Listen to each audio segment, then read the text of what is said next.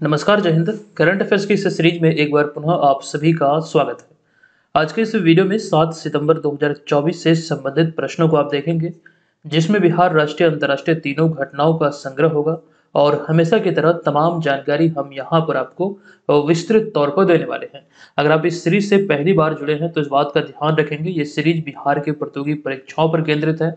अगर आप यहाँ से अपनी प्रिपरेशन को बरकरार रखते हैं तो नो डाउट यहाँ से आपकी तैयारी बेहतर होगी। अच्छा, अगर आप बीपीएससी प्रीलिम्स की प्रिपरेशन में हैं तो आप इस बात का ध्यान रखेंगे कि बीपीएससी का जो ऑफिशियल वेबसाइट है वहाँ पर ये सूचना जारी किया गया था 17 नवंबर 2024 को आपका एग्जाम संभावित है और इस संबंध में विस्तृत विज्ञापन शीघ्र ही प्रकाशित किया जाएगा। इस बात का ध्यान रखिए। चलिए हम सेशन की शुरुआत करते हैं, लेकिन उससे पहले पिछले वीडियो में जो प्रश्न हमने आपसे पूछा था वो देख लेते हैं। तो ये प्रश्न था कि फ्रांस में आयोजित पेरिस पैरालंपिक खेल 2024 में पुरुषों के जेवलिन थ्रो F64 वर्ग में डैश ने स्वर्ण पदक जीता। इसका राइट आंसर होगा जेवलिन थ्रो में इस वर्ग में आपको ध्यान रखना जो विकल्प दिए गए इसके आधार पर हमने बतलाया था सुमित अंतिल, यानी कि विकल्प नंबर बी इस प्रश्न का राइट आंसर होगा। चलिए अब यहाँ पर हम चलते हैं आज के इस वीडियो के पहले प्रश्न पे, लेकिन उससे पहले आपको पुनः बता दूं हमारे जितने भी स्टडी मटेरियल और नोट्स वगैरह होते हैं, चाहे वो डेली, मंथली, ईयरली किसी भी का नोट्स हो, वो सभी आप बीएम ऑनलाइन लर्निंग एप्लीकेशन के माध्यम से इस कोर्स के जरिए प्राप्त कर सकते हैं। देखिए, शिक्षक दिवस पर एक ऑफर आई थी जिसको लेकर हमने जानकारी आपको दिया था कि ये 6 सितंबर मध्य रात्रि तक वैध था। हालांकि इस ऑफर की डेडलाइन को एक दिन और एक्सटेंड किया गया है, यानी कि आज आप 7 सितंबर 2024 मध्य रात्रि तक आप इस कूपन कोड को अप्लाई करके हमारे तमाम स्टडी मटेरियल, नोट्स आदि को महज 199 रुपये में प्राप्त कर सकते हैं। खास बात यहाँ पर यह है कि इस कोर्स में आपके बीपीएससी प्रीलिम्स एग्जाम के लिए हम वो सभी मटेरियल आपको देंगे जो जरूरी है। इसी में आपका टेस्ट सीरीज भी है, करंट अफेयर्स भी है 2023 से अब तक का, जो पिछला करंट अफेयर्स आपका छूट चुका है वो भी इसमें आपको मिल जाएगा। और सबसे खास बात यहाँ पर यह है कि जितने भी पीडीएफ फाइल, नोट्स वगैरह मिलेंगे आपको, वो सभी प्रिंटेबल होंगे, सभी को आप प्रिंट कर पाएंगे। सेशन की शुरुआत करते हैं आज की इस वीडियो के पहले प्रश्न से। पहला प्रश्न है कि 5 सितंबर 2024 को किस राज्य की पुलिस ने डायल 112 सेवा के तहत महिलाओं के लिए सुरक्षित सफर योजना पायलट प्रोजेक्ट के रूप में शुरू किया है? देखिए, इस योजना का जो नाम है या फिर जो पहल शुरू किया गया है, इसका नाम है सुरक्षित सफर योजना। हालांकि फिलहाल ये पायलट प्रोजेक्ट के रूप में शुरू किया गया है। किसके द्वारा शुरू किया गया यही पूछा गया है, तो बिहार पुलिस के द्वारा। अतः विकल्प नंबर डी यहाँ पर इस प्रश्न का राइट आंसर हो जाएगा। आपको बता दूं इसकी शुरुआत कब हुई, तो 5 सितंबर 2024 को। तो 5 सितंबर 2024 को बिहार के नवनियुक्त पुलिस महानिदेशक आलोक राज द्वारा डायल 112 सेवा के तहत महिलाओं के लिए सुरक्षित सफर योजना की शुरुआत किया गया। ये यहाँ पर आपको ध्यान रखना है। कब, तो 5 सितंबर को, टीचर्स डे के दिन। अब यहाँ पर इनसे संबंधित कुछ महत्वपूर्ण तथ्यों की हम बात करें, जैसे इसकी शुरुआत जो है ये पटना के वायरलेस भवन परिसर स्थित कंट्रोल एंड कमांड सेंटर से की गई।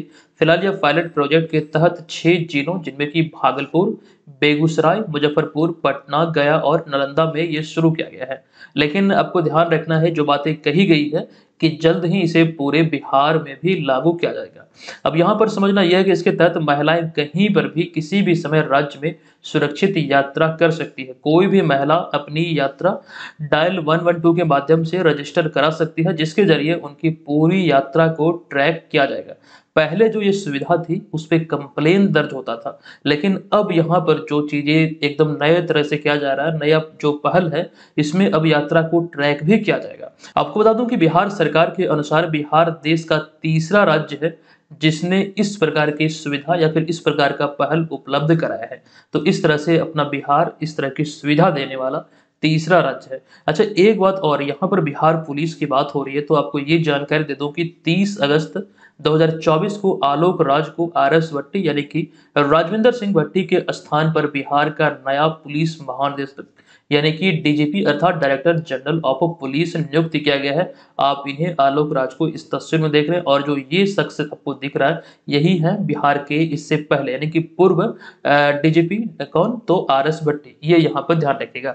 तो ये जो पहल अभी हाल ही में शुरू हुई है सुरक्षित सफर योजना, तो ये पहल किनकी है, तो बिहार के नए डीजीपी आलोक राज का।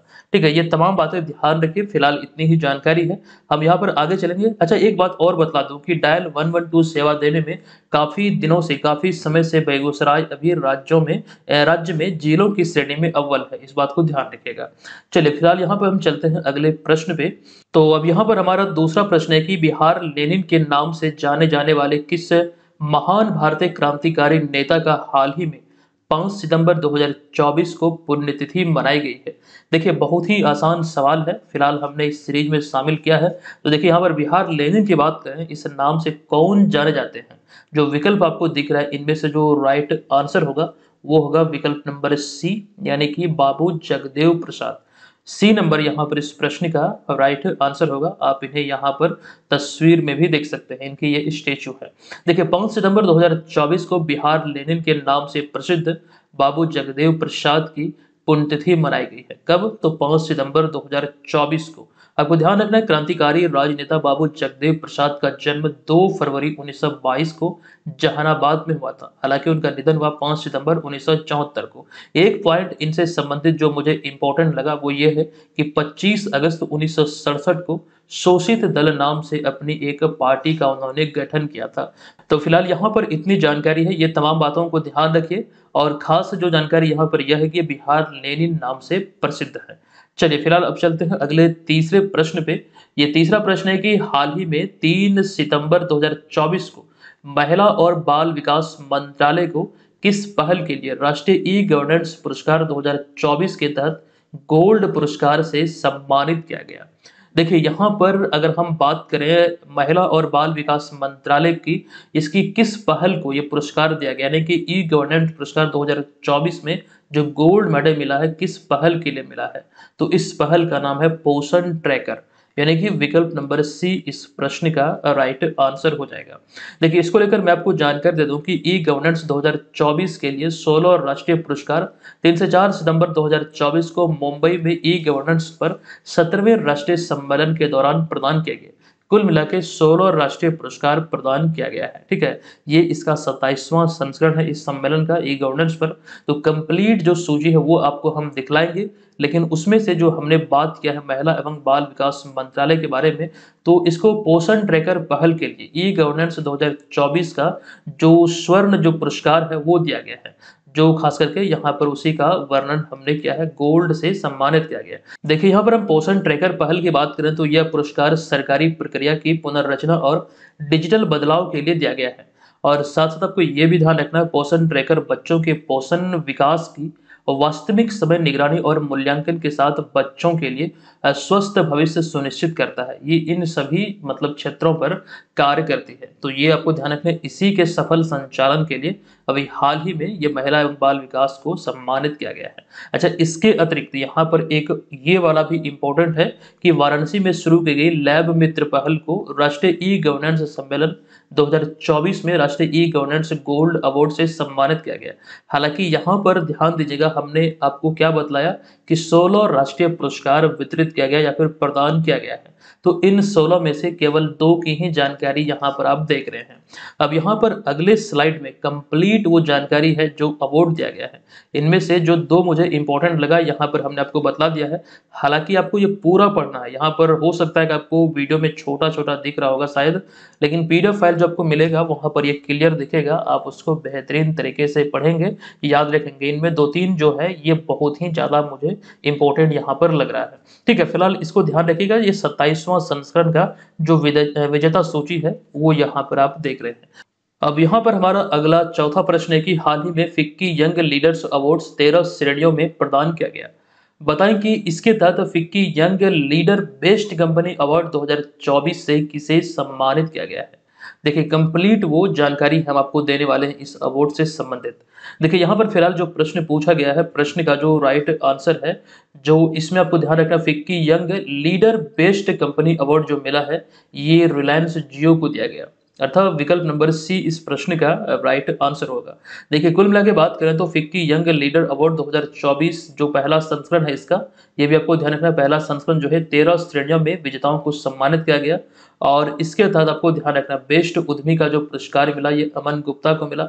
उसी प्रकार से inspiring woman leader award 2024 most promising next gen leader award, youth icon award. Youth icon award 2024 अलग अलग कैटेगरी है, जैसे खेल हो गया, मनोरंजन हो गया, कला संस्कृति हो गया, सार्वजनिक सेवा हो गया, मीडिया हो गया। उसी प्रकार से make in India champion award 2024, best company award, sustainability champion award, life time achievement award और साथ साथ बेस्ट स्टार्टअप अवार्ड। ये सभी जो कैटेगरी यहाँ पर आपको दिख रहा है, इसमें से कोई भी आपके एग्जाम में पूछा जा सकता है। तो इसी मतलब खास करके विजेता सूची से ये प्रश्न यहाँ पर हमने आपके समक्ष रखा, बेस्ट कंपनी का जो अवार्ड है ये वाला। ठीक है, तो यहाँ पर जो राइट आंसर था रिलायंस जियो था। इसको जरूर पढ़ लीजिएगा, पूरा जो रिपोर्ट है, जो विजेता सूची है, मुझे लगता है कि ये बहुत इंपॉर्टेंट है, एग्जाम में पूछा जा सकता है। खास बात यहाँ पर यह है कि इसका ये पहला संस्करण है, तो यहाँ से प्रश्न बनने की प्रबल संभावना मुझे नजर आती है। तो ये प्रश्न है कि भारत और यूनेस्को द्वारा किस तिथि को पेरिस फ्रांस में मुख्य विज्ञान सलाहकार गोलमेज सम्मेलन 2024 का आयोजन संयुक्त रूप से किया गया।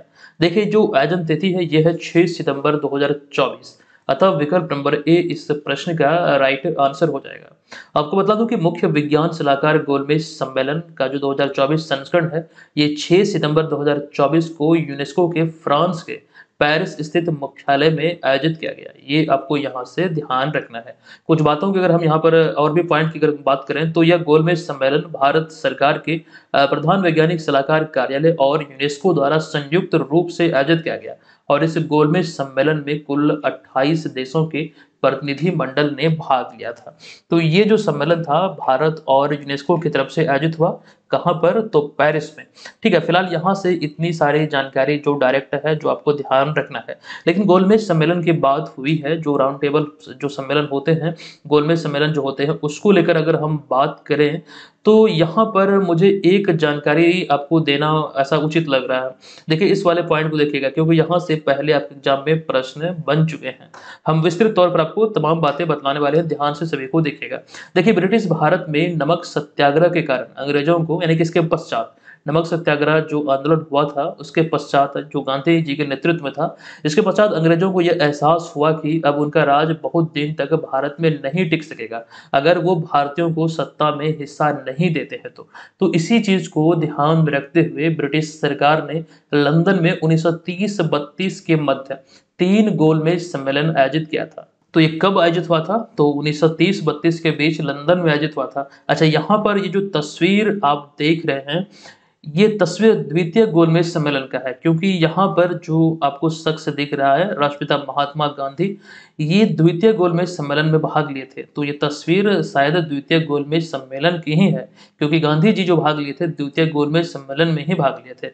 इसको लेकर यहाँ पर देखिए डिटेल इन्फॉर्मेशन हमने आपके समक्ष रखा है। सबसे पहले तो ये बात करते हैं कि जो पहला पॉइंट यहाँ पर आपके समक्ष हमने लिखा है कि अंग्रेज सरकार द्वारा भारत में संवैधानिक सुधारों पर चर्चा के लिए 1930-32 के बीच सम्मेलनों की एक श्रृंखला के तहत लंदन में 3 गोलमेज सम्मेलन आयोजित किया था, जो कि आप यहाँ पर तीनों गोलमेज सम्मेलन की जानकारी देख सकते हैं। अच्छा, यहाँ से आपको ध्यान रखना है, जो हमने ब्रैकेट में इसमें लिखा है, जो 7 सितंबर से 1 दिसंबर 1931 तक आयोजित हुआ था, इसमें गांधी जी भाग लिए थे द्वितीय गोलमेज सम्मेलन में। ठीक है, तृतीय गोलमेज सम्मेलन से संबंधित एक प्रश्न बहुत कॉमन है, जो कि आपको ध्यान रखना है। इसी सम्मेलन में कॉलेज छात्र चौधरी रहमत अली ने विभाजित भारत के लिए भारत का नाम पाकिस्तान शब्द का प्रयोग किया था।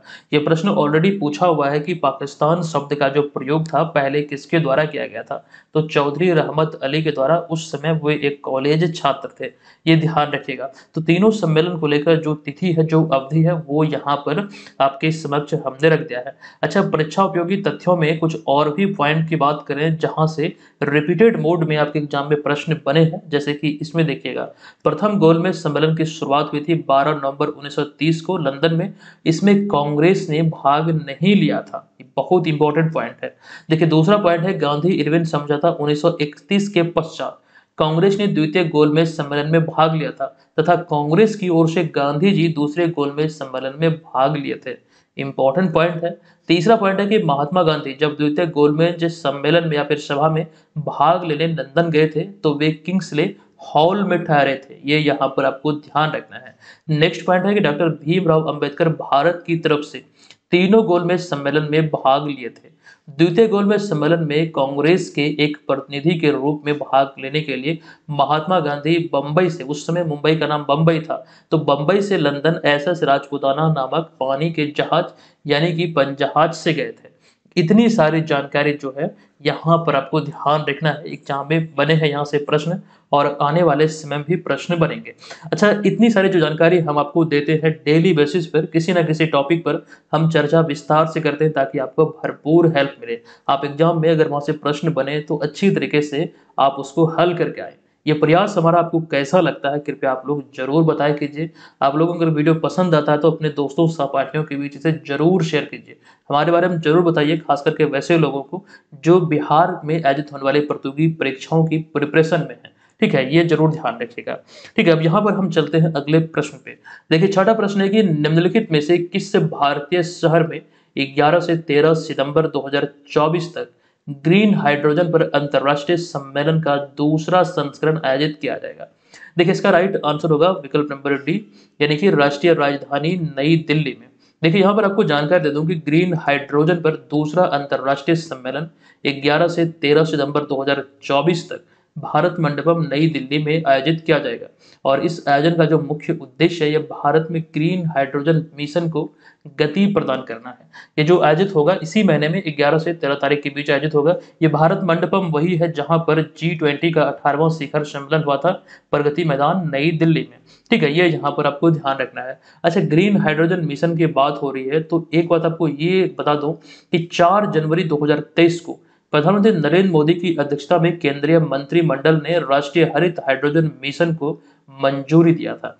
बहुत इंपॉर्टेंट है ये डेट, ध्यान रखना है। और इस मिशन के उद्देश्य की बात करें तो भारत को हरित हाइड्रोजन के उपयोग, उत्पादन और निर्यात के लिए वैश्विक केंद्र बनाना था। इसको लेकर ये मिशन की शुरुआत की गई थी। हालांकि अभी जो हम बात कर रहे हैं, जो इसका दूसरा संस्करण आयोजित होगा, तो कहीं ना कहीं इसी के अनुरूप है, इस मिशन को गति प्रदान किया जाए। तो ये चीज ध्यान रखिए, जब इस मिशन को मंजूरी दिया गया था तो शुरुआती चरण में 19,744 करोड़ रुपए की इस पे मंजूरी दी गई थी। ठीक है, ये यहाँ से समझना, ध्यान रखना है।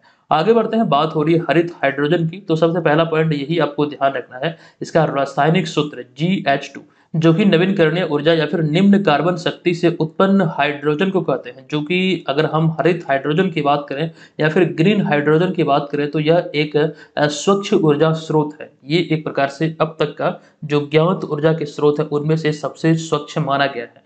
और एक बात यहाँ पर यह भी है कि नवीन और नवीनकरणीय ऊर्जा मंत्रालय वर्ष 2030 तक देश में हरित हाइड्रोजन की उत्पादन क्षमता 5 मिलियन टन प्रति वर्ष हासिल करने के लक्ष्य को निर्धारित किया है। अच्छा, जो भी लक्ष्य होता है, चाहे वो भारत सरकार के कोई मंत्रालय लेता है या फिर भारत सरकार द्वारा ये लक्ष्य निर्धारित किया जाता है, वो चीजें एग्जाम पर्पज से बहुत इंपॉर्टेंट हो जाती है। क्योंकि हाल ही के दिनों में लक्ष्य जो निर्धारित हुए बहुत सारे एग्जाम में यहाँ से डायरेक्टली प्रश्न पूछे गए हैं, तो ध्यान इन सभी बातों पर रखिएगा।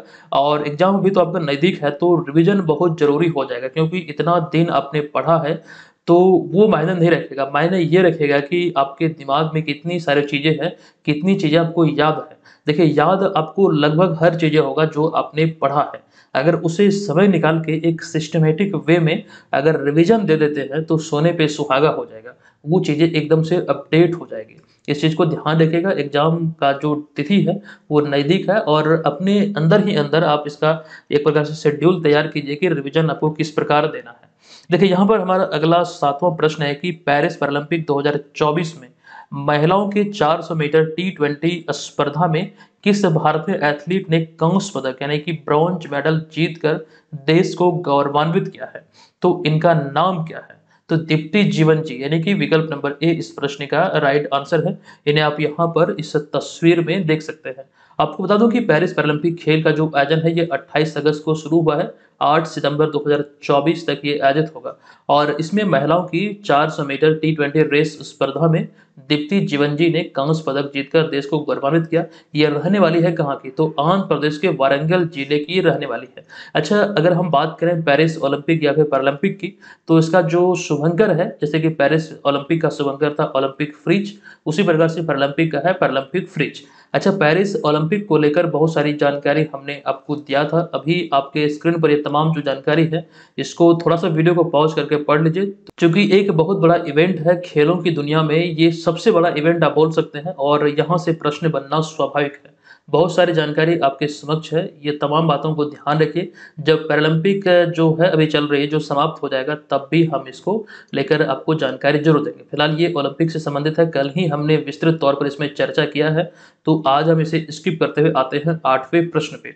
प्रश्न है कि निम्नलिखित में से किस कंपनी को उसके हंगर फ्री वर्ल्ड यानी कि भुखमरी मुक्त दुनिया प्रोजेक्ट के लिए सीएसआर टाइम्स अवार्ड 2024 से सम्मानित किया गया है। ये अवार्ड बहुत ही महत्वपूर्ण अवार्ड है और अभी हाल ही में ये अवार्ड जो मतलब दिया गया है, ये मालाबार ग्रुप जो कि कंपनी है, इसे दिया गया है, मालाबार समूह को दिया गया है। विकल्प नंबर सी यहाँ पर इस प्रश्न का राइट आंसर होगा। देखिए, दुनिया के सबसे बड़े आभूषण समूहों में से एक मालाबार ग्रुप को उनके परिवर्तनकारी हंगर फ्री वर्ल्ड यानी कि अगर हम बात करें इसका हिंदी नाम का, तो भुखमरी मुक्त दुनिया, ये जो प्रोजेक्ट है, इसके लिए हाल ही में 3 सितंबर 2024 को प्रतिष्ठित सीएसआर टाइम्स अवार्ड 2024 से सम्मानित किया गया। ये यहाँ पर आप लोग ध्यान रखेंगे। अब आगे इसी में कुछ और पॉइंट है, जैसे कि इस पुरस्कार की हम बात करें, इस आयोजन की बात करें, इस समारोह की बात करें, तो ये गोवा सरकार के सहयोग से आयोजित होता है और इस पुरस्कार समारोह में गोवा के मुख्यमंत्री डॉक्टर प्रमोद सावंत मुख्य अतिथि थे। एक बात यहाँ पर आपको ये भी ध्यान रखना है कि मालाबार ग्रुप भारत की मुख्य व्यवसायिक समूह है, जो कि मुख्य रूप से आभूषण उद्योग से ही संबंधित है। ठीक है, तो ये सारी बातें मालाबार ग्रुप से जुड़ी हुई यहाँ पर इस वाले पॉइंट में है। देखिए, यहाँ पर अगर हम बात करें हंगर फ्री वर्ल्ड, जो खास करके ये प्रोजेक्ट है मालाबार समूह की, तो इस परियोजना का जो मुख्य उद्देश्य है, ये जरूरतमंद लोगों को पौष्टिक भोजन उपलब्ध कराना व भूख से लड़ने में उनकी मदद करना है। इस प्रोजेक्ट की बात करें तो वर्तमान में यह प्रोजेक्ट या फिर यह परियोजना 16 भारतीय राज्यों के 69 यानी कि 69 शहरों में प्रतिदिन 41,000 भोजन पैकेट वितरित करती है। ये जो डेटा कहती है, आधिकारिक डेटा, उसके अनुसार यहाँ पर हमने ये चीजें आपके समक्ष रखा है। हालांकि इस प्रोजेक्ट के नाम से ही ये प्रतीत होता है जैसे कि हंगर फ्री वर्ल्ड यानी कि भुखमरी मुक्त दुनिया, यानी कि पूरी दुनिया में ये अभियान कहीं ना कहीं चलाया जा रहा है। उसी प्रकार से जो जानकारी हमें मिली है, जैसे कि अफ्रीका में जो जाम्बिया देश है, वहां पर स्कूली छात्र छात्राओं के बीच भी ये चलाया जाता है। तो फिलहाल ये तमाम बातें ध्यान रखिए। इससे अभी हाल ही में किस कंपनी को सम्मानित किया गया इस अवार्ड से, सीएसआर टाइम्स अवार्ड से, तो मालाबार ग्रुप को, अथवा विकल्प नंबर सी करेक्ट है। अब यहाँ पर हमारा अगला नवा प्रश्न है, किस राज्य की विधानसभा में 3 सितंबर 2024 को अपराजिता महिला एवं बाल या फिर पश्चिम बंगाल आपराधिक कानून संशोधन विधेयक सर्वसम्मति से पारित हुआ है। देखिए, एक सेकंड, यहाँ पर देखिएगा, प्रश्न में थोड़ी सी गड़बड़ी हुई है। एक्चुअली हम आपको राज्य, किस राज्य की विधानसभा पूछ रहे हैं, और एक्चुअली यहाँ ब्रैकेट में हमने वो राज्य का भी नाम भी लिख दिया है। चलिए, इसको मैं पीडीएफ में सुधार दूंगा। फिलहाल जो इसका राइट आंसर ये पश्चिम बंगाल ही है। और ये क्यों हुआ है, ये चीज़ें आप लोगों को मालूम होनी चाहिए, आप लोगों को मालूम होगा ही। फिलहाल यहाँ पर जो चीज़ें हमने लिखा है वो आपको बतला दूं जो इम्पोर्टेंट है। जैसे हाल ही में 3 सितंबर 2024 को पश्चिम बंगाल विधानसभा ने सर्वसम्मति से अपराजिता महिला और बाल, जो खास करके पश्चिम बंगाल आपराधिक कानून संशोधन विधेयक 2024 है, ये सर्वसम्मति से पारित किया है। कब पारित किया गया, तिथि इंपॉर्टेंट हो जाती है, 3 सितंबर 2024 को। अब यहाँ पर देखिएगा, इससे जुड़ी हुई कई सारी जानकारी है जो कि एक एक करके सभी को समझिए, ध्यान रखिए। यह विधेयक नई दंड संहिता, भारतीय न्याय संहिता की संबंधित धाराओं में संशोधन के जरिए बलात्कार के लिए सजाए मौत या फिर उम्र कैद का प्रावधान करता है। इसे डिटेल में समझते हैं। दरअसल यहाँ पर पहले इस वाले पॉइंट को देखें। दरअसल 5 अपराधों के लिए इसमें मौत की सजा का प्रावधान किया गया है। आपको बतला दूं कि जिसमें बलात्कार हो गया, उसके अतिरिक्त पुलिस अधिकारी या फिर लोक सेवक द्वारा बलात्कार, उसके अतिरिक्त बलात्कार जिसके चलते मौत हो जाए या फिर पीड़िता अस्थायी रूप से कोमा में चले जाए, और इसके अतिरिक्त एक और कैटेगरी है सामूहिक बलात्कार और जुर्म को दोहराने पर, जो कुल मिला के 5 कैटेगरी में खास करके यहाँ पर सजाए मौत का प्रावधान किया गया है। ये बात यहाँ पर ध्यान रखिएगा। कानून जो है पश्चिम बंगाल में बहुत ज़्यादा सख्त हो चुका है। दरअसल कोलकाता में, आपको ध्यान रखना, पश्चिम बंगाल के अंदर ये कोलकाता, यहीं पर एक सरकारी अस्पताल में 9 अगस्त 2024 को एक महिला डॉक्टर के साथ बलात्कार व हत्या उनकी की गई थी। और इसी घटना का परिणाम है कि इस इस विधेयक को यहाँ पर सर्वसम्मति से पास किया गया या फिर पारित किया गया, क्योंकि लंबे समय से ये खास करके सड़कों पर प्रदर्शन हो रही थी, इसका डिमांड किया जा रहा था। तो ये चीज़ें तो समझना है, इस तरह का प्रावधान इस खास करके नए विधेयक में है जो कानून पास हुआ है। लेकिन यहाँ पर एक चीज़ समझिएगा, इसमें एक बड़ी बात ये भी है कि नए कानून के तहत रेप केस की 21 दिनों में जांच पूरी करनी होगी, ये इसमें प्रावधान किया गया। इसके अतिरिक्त इसके अलावा पीड़िता को कोमा में जाने या फिर उनकी मौत होने पर दोषी को 10 दिन में फांसी की सजा होगी। ये सारी बातें इसी में कही गई हैं। समझ रहे हैं कितना तेजी से इसमें कार्रवाई होगा, और होना भी चाहिए। इस तरह की चीजें जब होती है तो मानवता शर्मसार हो जाती है। और मुझे लगता है कि इस तरह के जो कानून है ये पश्चिम बंगाल में ही नहीं बल्कि पूरे भारत में लागू होना अनिवार्य होना चाहिए। ठीक है, तो फिलहाल इस पे हम ज्यादा टिप्पणी नहीं करेंगे, हम चलते हैं अगले प्रश्न पे। 10वां प्रश्न है, हाल ही में खबरों में रहा खासा निम्नलिखित में से क्या है? देखिए, खासा जो है ये एक प्रकार का व्यापारिक मार्ग है, अतः विकल्प नंबर ए इस प्रश्न का राइट आंसर होगा, जो पिछले 2-3 सप्ताह से बंद था, अभी हाल ही में खुला है, चर्चे का विषय है। आपको बता दूं कि खासा जो नेपाल में एक प्रमुख व्यापारिक मार्ग है। दरअसल नेपाल ने यह मार्ग 3 सितंबर 2024 को पुनः खोल दिया है। बात यहाँ पर यह है कि दरअसल चीन के साथ यानी कि चाइना के साथ यह व्यापारिक मार्ग खासा पिछले 2 सप्ताह से बंद था, और बंद होने के पीछे रीजन यह था कि चीन के तिब्बत क्षेत्र में नियालम और खासा में 2 सुरंगों का निर्माण कार्य चलने की वजह से ये जो खासा व्यापारिक मार्ग है इसको बंद किया गया था, जो कि अभी हाल ही में 3 सितंबर को पुनः खोला गया है। हालांकि इतनी स्टोरी उतना इंपॉर्टेंट नहीं है, बस इतना ध्यान रखिए खासा अभी खबरों में है, क्योंकि इसको लेकर जो व्यापारिक तबके के लोग हैं वो बहुत ज्यादा परेशान हो रहे थे, आवाजाही एकदम से ठप थी। तो पुनः से इसे खोला गया, जिस वजह से खबरों का विषय रहा, और नाम से ही थोड़ा सा ये अलग ढंग का लग रहा है, तो इस वजह से हमने यहाँ पर आपके समक्ष रखा है। जानकारी पर्पज से ध्यान रखने में कोई हर्ज नहीं है। अगर मान लीजिए यही पूछा जाए, अगर आपको जानकारी ना हो तो समझिए कि एक अंक आपका गया हाथ से। ठीक है, तो खासा एक प्रकार का व्यापारिक मार्ग है नेपाल में।